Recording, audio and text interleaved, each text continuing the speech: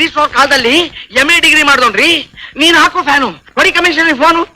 ಕನ್ನಡದ ಒಂದು ನನಗಿದ್ದ ಒಂದು ಅಭಿಮಾನಕ್ಕೆ ನನಗೆ ಅದನ್ನು ಪ್ರೋತ್ಸಾಹ ಕೊಟ್ಟವರು ವೆಂಕಟ ಸುಬ್ಬಯ್ಯನವರು, ನಮ್ಮ ಕನ್ನಡ ಮಾಸ್ಟರು ವೆಂಕಟ ಸುಬ್ಬಯ್ಯನವರು.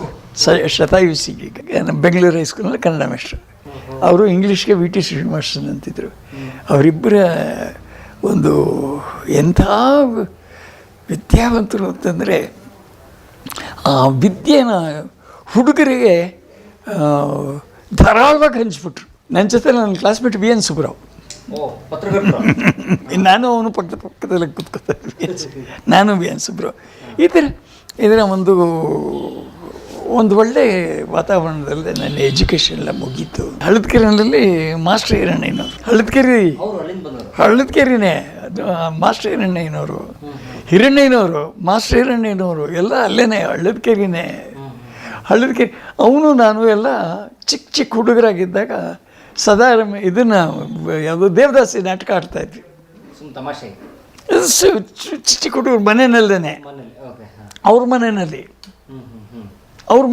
ಆಡ್ತಾಯಿದ್ವಿ. ನಾನು ಸಕಾರಾಮ, ಅವನು ನಾಜುಕಯ್ಯ. ಈ ಥರ ಸುಮ್ಮನೆ ತಮಾಷೆಯಾಗಿ ನಾಟಕಗಳು ಪ್ರಾಕ್ಟೀಸ್ ಮಾಡ್ಕೊಳ್ತಾ ಇದ್ವಿ ನಮ್ಮ ಪಾಡಿಗೆ ನಾವು. ಈ ಥರ ಅಲ್ಲಿ ಮಾಸ್ಟರನ್ನೇ ನನಗೆ ಬಚ್ಪನ್ ಕಾ ದೋಸ್ತ್. ಅಲ್ಲಿ ಹಾಗೆ ಇಲ್ಲೇನಾಗೋಯ್ತು, ನಾನು ಇಲ್ಲಿ ಕಾಲೇಜಲ್ಲಿ ಓದೋವಾಗ ಏನಾಯಿತು, ನಾಟಕಗಳು ಮಾಡಬೇಕಾಯ್ತು. ವೆಂಕಟ ಸುಬ್ಬಯ್ಯನವರು ನಮ್ಮ ಹುಡುಗರನ್ನೆಲ್ಲ ಹಾಕಿ ನಮ್ಮ ವಾರ್ಷಿಕೋತ್ಸವದಲ್ಲಿ ನಾಟಕ ಮಾಡಬೇಕು ಅಂದರು. ಆಗ ಅವರು ಕೈಲಾಸಂ ನಾಟಕನ ಆರಿಸ್ಕೊಂಡ್ರು. ಟೊಳ್ಳುಗಟ್ಟಿ, ಅದರಲ್ಲಿ ಸಾತು ತವ್ರ ಮನೆ, ಪಾತು ತವ್ರ ಮನೆ ಅಂತ ಬರ್ತದೆ. ಅದರಲ್ಲಿ ಯಾರನ್ನ ಒಂದು ಹೆಣ್ಣು ಪಾತ್ರ ಮಾಡೋದಕ್ಕೆ ಯಾರಾದರೂ ಬೇಕಲ್ಲ ಅಂತ ಹೇಳ್ಬಿಟ್ಟು ಹುಡುಕ್ತಾಯಿದ್ರೆ ಯಾರೂ ಸಿಕ್ಕಲಿಲ್ಲ. ಆಗ ನಾನು ಒಂದು ಕೊಂಚ ರೂಪದಲ್ಲಿ ಚೆನ್ನಾಗಿದ್ದಿದ್ದರಿಂದ, ಕಾಲದಲ್ಲೇ ಆ ವಯಸ್ಸಲ್ಲಿ ಚೆನ್ನಾಗಿದ್ದಿದ್ದರಿಂದ, ನೀ ಮಾಡ್ತೀಯ ಅಂತ ಕೇಳಿದ್ರು. ಮಾಡ್ತೀನಿ ಅಂತಂದೆ. ನಾನು ಮಾಡ್ತೀನಿ ಅಂದೆ.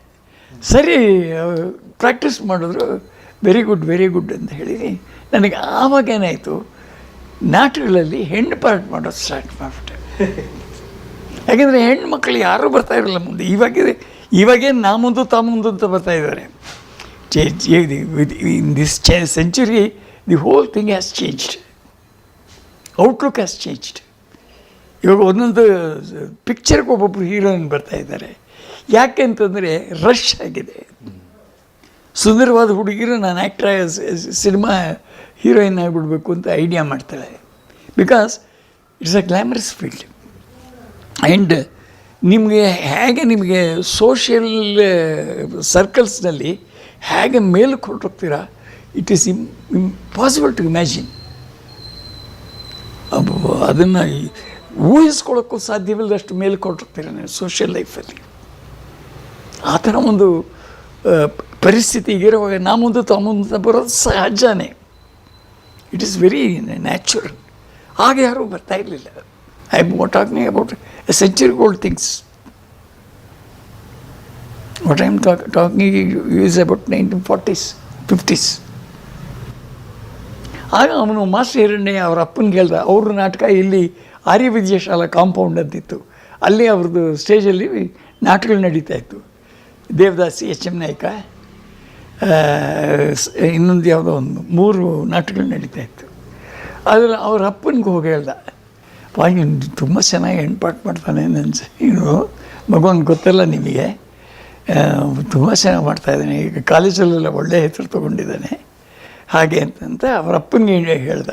ಅವರಪ್ಪ ಏನು ಮಾಡಿದ್ರು, ನನಗೆ ನೀವೊಂದು ಕೆಲಸ ಮಾಡುವ, ನೀನು ಕಾಲೇಜ್ ಮುಗಿಸ್ಕೊ, 5 ಗಂಟೆಗೆ ಮುಗಿದೋಗುತ್ತೆ ನಿನ್ನ ಕಾಲೇಜು, 6:15 ಗಂಟೆಗೆ ನನ್ನದು ನಾಟಕ, ನೀನು ನಾಟಕದಲ್ಲಿ ಬಂದು ನನ್ನ ನಾಟಕದಲ್ಲಿ ನೋಡಿಕೊಂಡು ನೀನು ಇದನ್ನು ಪಾಠಗಳನ್ನೆಲ್ಲ ಅಭ್ಯಾಸ ಮಾಡ್ಕೊ, ನಿನಗೆ ಅಲ್ಲಿ ಕಾಲೇಜ್ ನಾಟಕ ಅಲ್ಲಿ ಹೆಂಗೆ ನಡ್ಕೊಂಡು ಹೋಗುತ್ತೆ.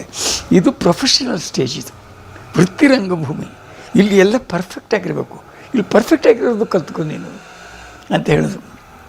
ಆಗ ನಾನೇನು ಮಾಡ್ತಾಯಿದ್ದೆ, ನಾನು ಕಾಲೇಜ್ ಮುಗಿಸ್ಕೊಂಡು ಸೀದಾ ಹಿರಣ್ಣಯ್ಯನವ್ರ ಮಿತ್ರಮಂಡಲಿ ನಾಟಕಗಳನ್ನ ಬಂದು ನೋಡ್ಕೊಳ್ತಾ ಸೈಡ್ ವಿಂಗ್ಸ್ನಲ್ಲಿ ನಿಂತ್ಕೊಂಡು ನಾಟಕಗಳನ್ನ ಎವ್ರಿ ಡೇ ನಾಟಕ ನೋಡ್ಕೊಳ್ಳೋದು.